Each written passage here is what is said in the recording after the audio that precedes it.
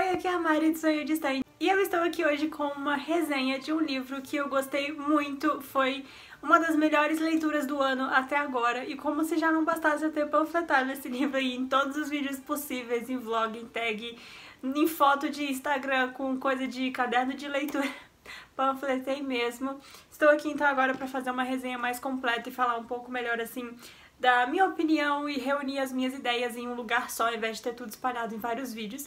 E é claro que eu acho que você já deve saber de que livro que eu tô falando, caso você já tenha acompanhado esses outros vídeos.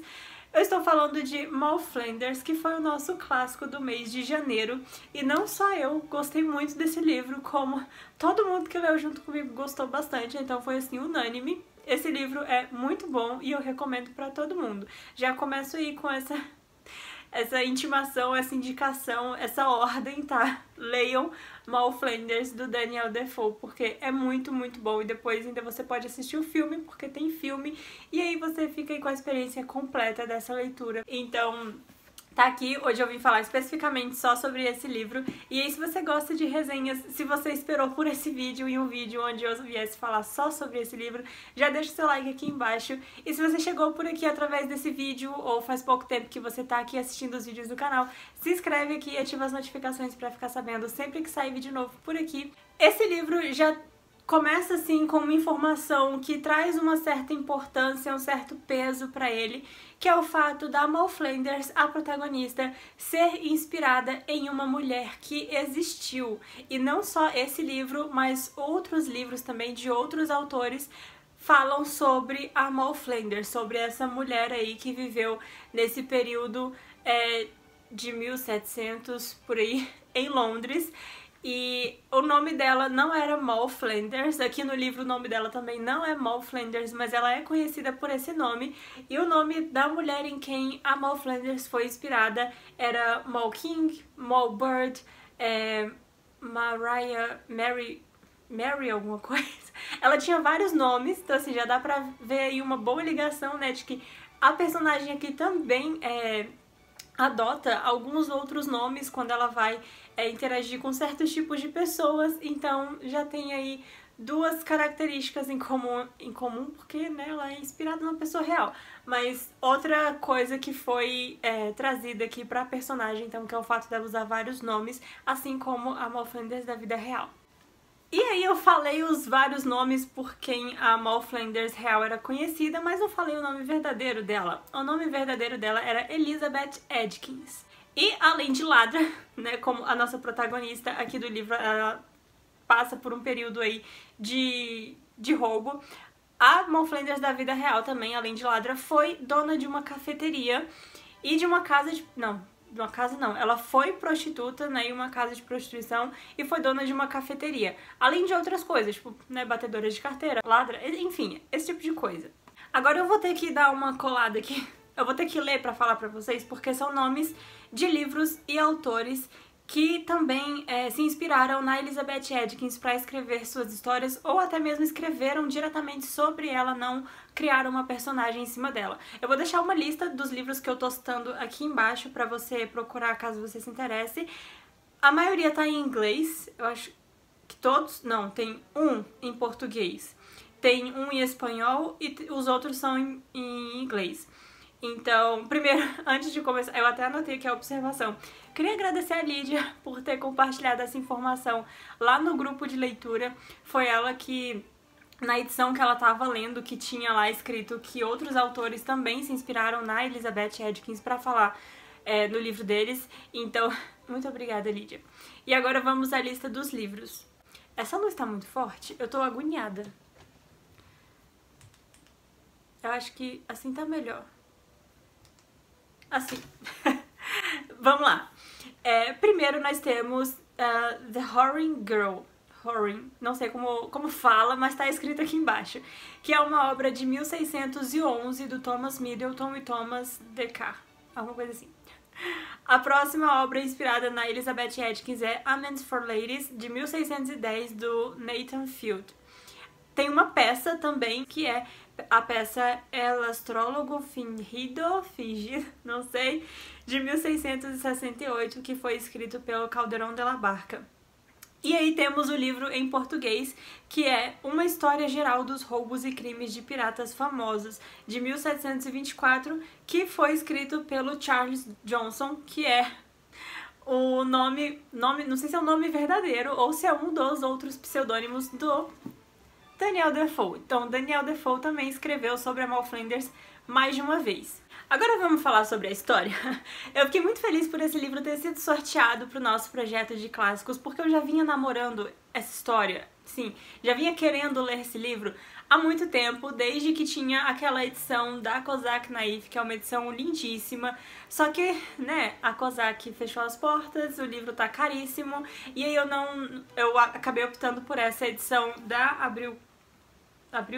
da Nova Cultural, que é mais baratinha, geralmente você encontra ela em sebos por R$10, então eu optei por essa, mas provavelmente quando eu tiver um pouquinho mais de coragem eu vou comprar a edição da Cosac Naif, porque foi uma história que eu gostei muito, é uma história que eu com certeza vou querer reler um dia e acho que vale a pena ter uma edição bonitona dele aqui em casa. Por que que no começo do vídeo eu recomendei esse livro pra todo mundo? Geralmente quando a gente fala clássicos a pessoa já dá 10 passos pra trás, né? E inclusive tem como é que fala? Essa treta aí no meio dos leitores, tipo, só é leitor quem lê clássico, nada a ver. E isso já afasta muita gente de livros clássicos, então por isso que eu tenho esse projeto até pra mim mesma, assim, pra eu sair da zona de conforto e arrastar vocês pra fora da zona de conforto de vocês também. Então, Amal Flanders eu recomendo pra todo mundo porque a escrita do Daniel Defoe é muito fluida, não é cheia daquelas reflexões filosóficas que não chegam a lugar nenhum, cheia de palavra difícil, que você lê 5, tem que pesquisar 6 no dicionário. É bem fácil mesmo a compreensão da história.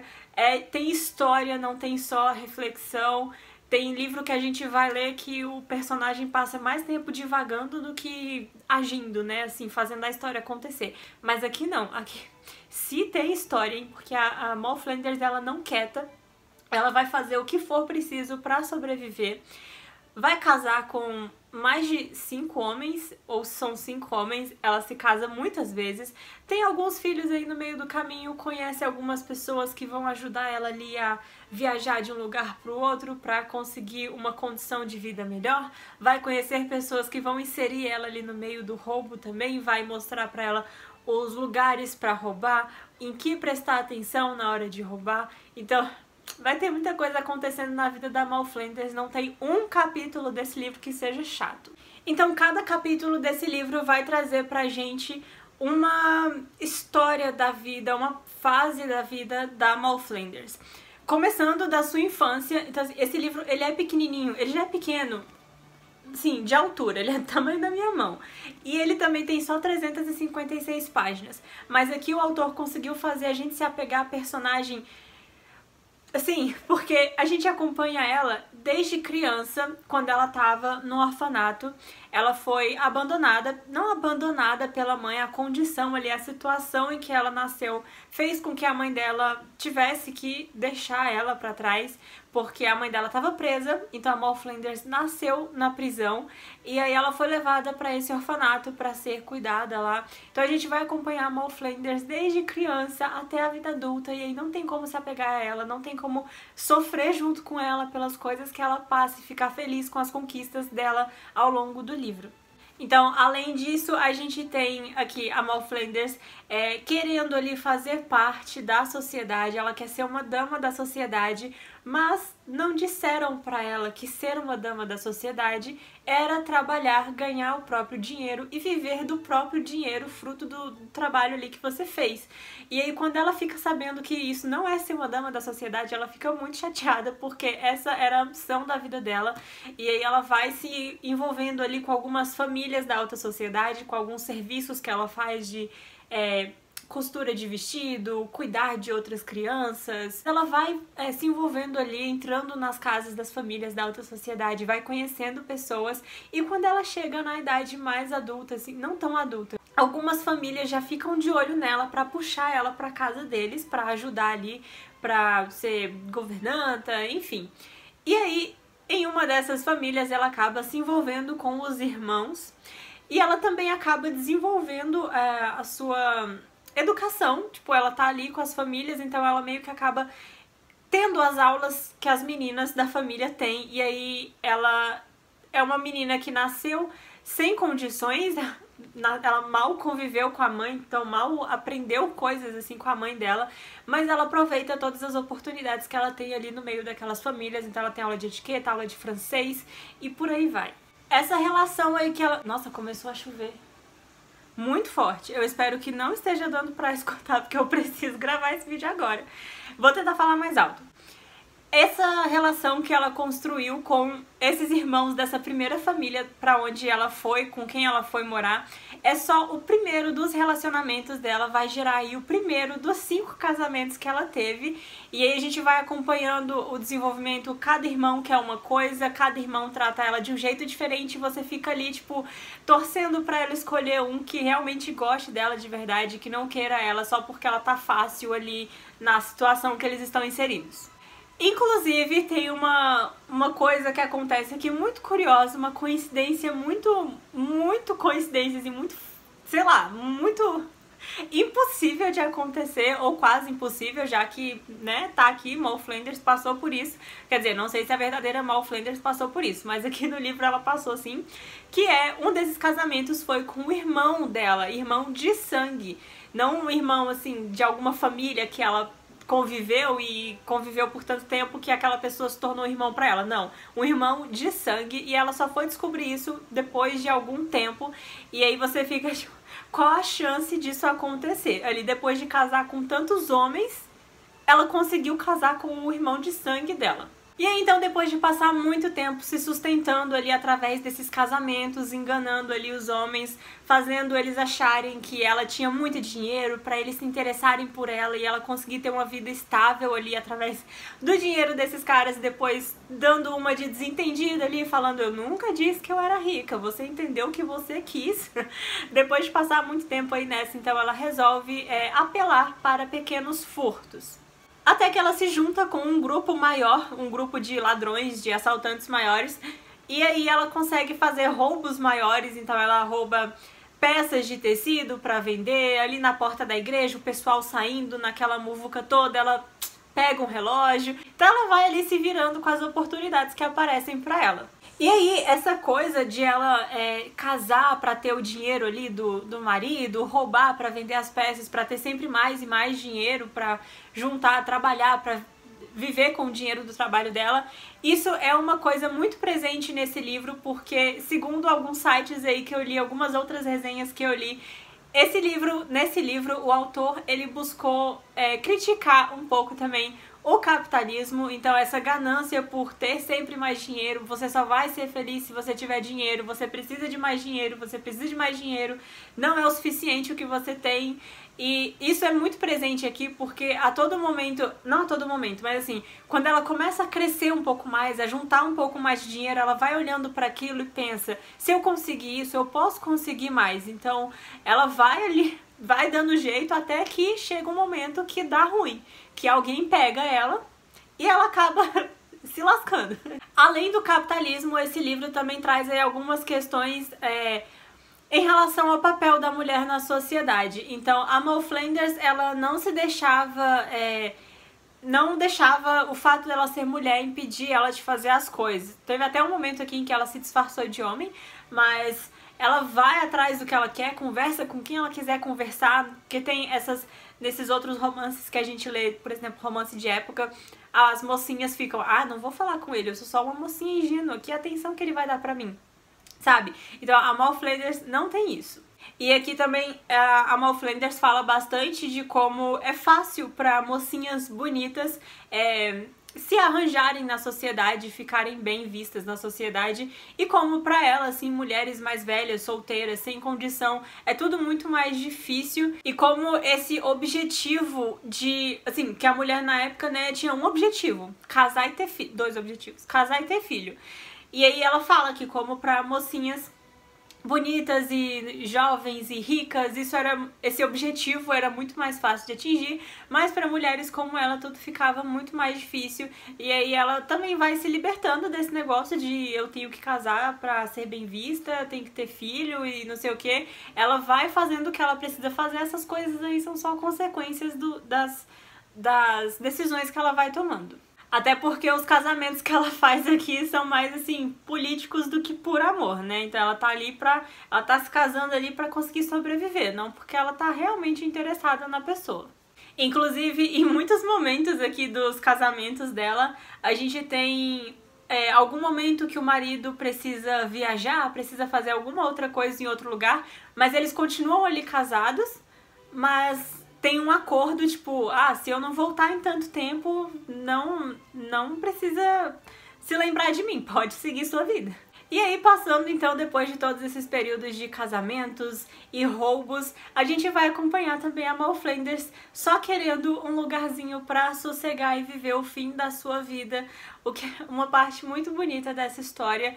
E falando um pouco também sobre o filme ele não é 100% fiel, mas eu gostei muito porque ele não pega ali casamento por casamento, roubo por roubo, família por família com quem ela se envolveu. O filme vai pegar um só negócio aí, uma história, e vai contar um pouco mais também sobre a Mal Flanders. E a gente não tem a narrativa do jeito que tá aqui também, tipo, a Mal Flanders contando sobre ela. Vai ser mais ou menos uma forma de diário no filme, que um outro personagem vai contar a história dela pra uma outra personagem. Essa parte é bem interessante, porque o narrador tá ali contando a história pra um outro personagem, mas também pra você, né? E aí, quando vai chegando, quando as histórias desses dois personagens, um que tá ali conhecendo a história da Mal Flanders e a Mal Flanders, quando essas histórias vão se aproximando pra se juntar, fica perfeito. O filme é muito bom, eu gostei muito. Mesmo querendo ver ali como foi a fase dela de roubar, de se envolver com esses grupos grandes e os casamentos e as confusões em que ela se meteu por causa disso, faltou um pouco disso no filme, mas eu gostei bastante do filme. E agora, depois de eu ter me esgoelado aqui pra tentar ser ouvida por vocês, a chuva parou. Olha só, não vou ter mais voz pro próximo vídeo. Enfim, eu espero que você tenha gostado dessa resenha, espero que eu tenha te convencido a ler esse livro, e se você vai ler ou se você já leu por minha causa, comenta aqui se você gostou. Eu espero muito que vocês gostem mesmo. Quando eu comecei a ler, eu senti muito uma vibe de romance de época, então isso me aproximou muito mais da história, porque eu não encarei como um clássico, eu encarei como é só mais um romance de época que eu tô... Tipo, Julia Quinn poderia ter escrito essa história. Então isso me aproximou muito mais do livro, da personagem. Tirar essa coisa, esse peso do livro ser um clássico. Às vezes a gente fica pensando sobre isso. Eu vou ler um clássico esse mês. Aí você começa a ler e você tá ali pensando, é um clássico, eu preciso entender esse livro, eu preciso entender esse livro. Eu preciso absorver tudo que esse livro tem. Você não precisa, lê a história. Gostou da história? Talvez, se você reler, aí você pega algumas outras reflexões sobre o período histórico em que o livro se passa. Não precisa pegar a história, a mensagem do livro 100% na primeira vez que você for ler. Então, leiam como se fosse um romance de época. Pra quem gosta de romance de época, eu acho que vai gostar muito desse livro. Eu amei. E eu ainda estou em dúvida se eu vou favoritar ou não esse livro. Eu não sei. Tá muito difícil pra mim pensar sobre isso. Eu não sei, assim, o que faltou pra ele ser favoritado, mas eu tô quase favoritando. Tem muitas marcações aqui e eu vou compartilhar essas marcações com vocês lá no Instagram. Então, se você não me segue por lá, vai me seguir, que o link tá aqui no box de descrição pra você ir lá e esperar pra saber o que eu marquei nesse livrinho aqui. Tem muita coisa interessante. E é isso, então. Eu vou ficando por aqui. A gente se vê no próximo vídeo e tchau!